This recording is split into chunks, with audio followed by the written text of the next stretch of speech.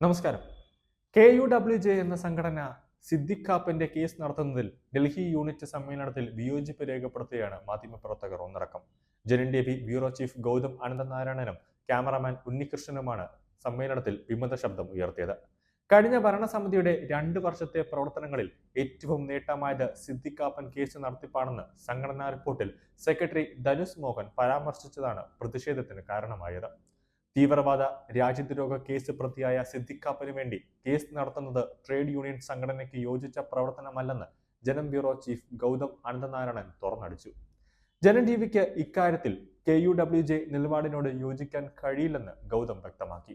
വിയോജനക്കുറിപ്പ് പ്രവർത്തന റിപ്പോർട്ടിൽ ഉൾപ്പെടുത്താമെന്ന് ഭാരവാഹികൾക്ക് അവസാനം സമ്മതിക്കേണ്ടി വന്നു. KUWJ ഭരണഘടനയ്ക്ക് വിരുദ്ധമായി സിദ്ദിഖ് കാപ്പനെ ഡൽഹി ഘടകത്തിൽ അംഗത്വത്തിൽ നിലനിർത്തുന്നത് ചോദ്യം ചെയ്യപ്പെടേണ്ടതുണ്ട്. അംഗത്വം പുതുക്കിയ സന്ദർഭത്തിൽ നിലവിൽ മാധ്യമ പ്രവർത്തനം നടത്തുന്നില്ല എന്നതിന്റെ പേരിൽ കേരളത്തിൽ നിരവധി പേർക്ക് അംഗത്വം നിഷേധിച്ചിട്ടുണ്ടായിരുന്നു. സ്ഥാപനം മാറ്റിയവരെ ഒഴിവാക്കിയെന്ന് ആരോപിച്ച് മലപ്പുറം ജില്ലയിലെ ഒരംഗം ഹൈക്കോടതിയെ സമീപിച്ചിട്ടുണ്ട്.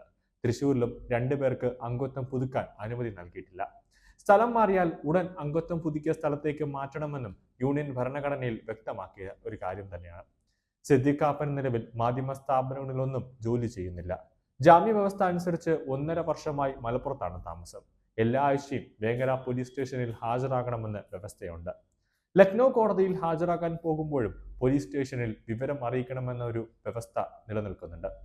KUWJ ഭരണഘടനാ വ്യവസ്ഥകൾ ലംഘിച്ചാണ് സിദ്ദിഖ് കാപ്പൻ ഡൽഹി ഘടകത്തിൽ അംഗമായി തുടരുന്നത്.